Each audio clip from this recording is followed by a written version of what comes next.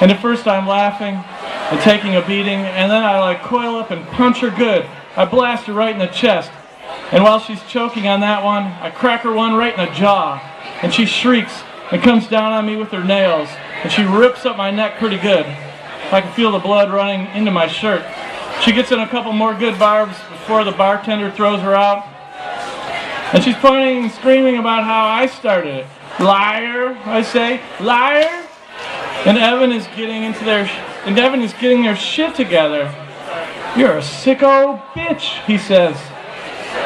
I'm out of breath, so it's not like I can explain. One day he'll understand that he should have been thanking me.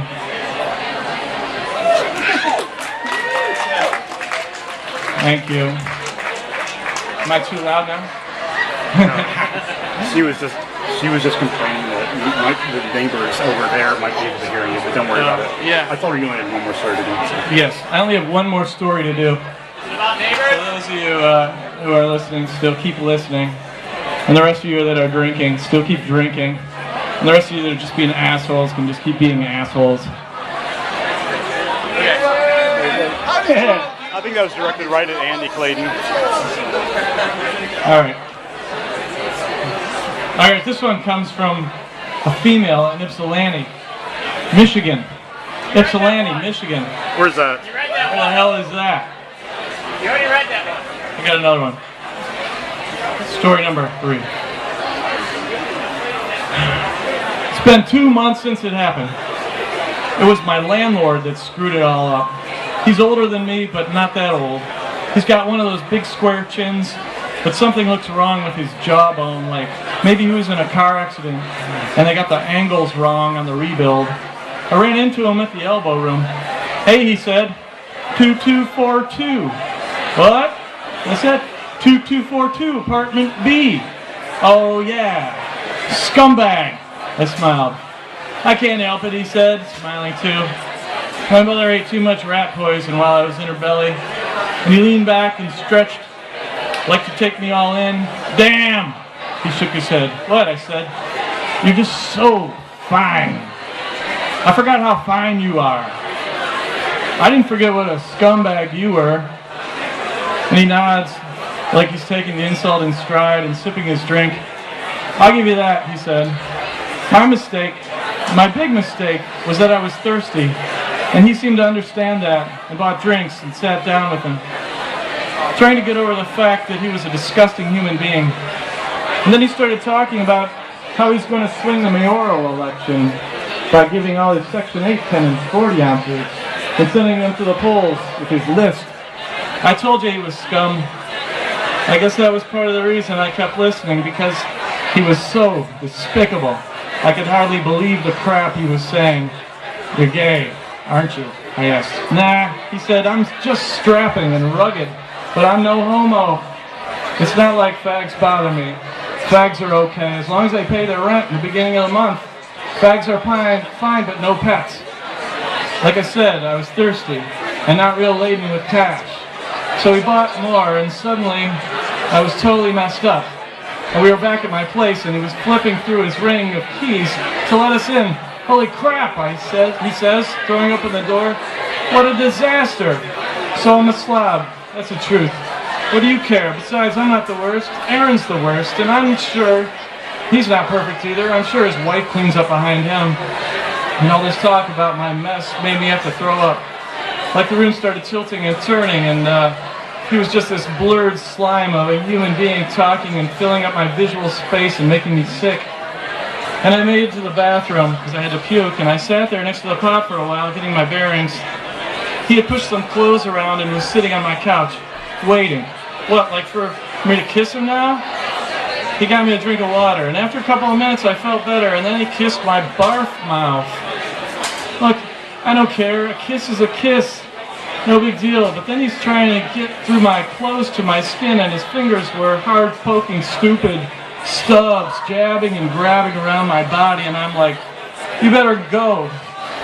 Maybe I was mumbling. Then he found my underwear up inside my skirt and pulled it down my legs. So is this date rape? I guess. I'm sick talking about it. I was more ashamed with myself for going along with it. for not kicking him out, for not saying no or even suggesting he might stop. I just took him in like water running into a drain. It's not really a date, right? It was me and him, and I knew what we were working toward. I just didn't care. So now rent is due, and I feel like I had to get a break. I don't want to give him anything, so I'm like, screw it. And Aaron gives me part, and I stick it in a book and shelf it.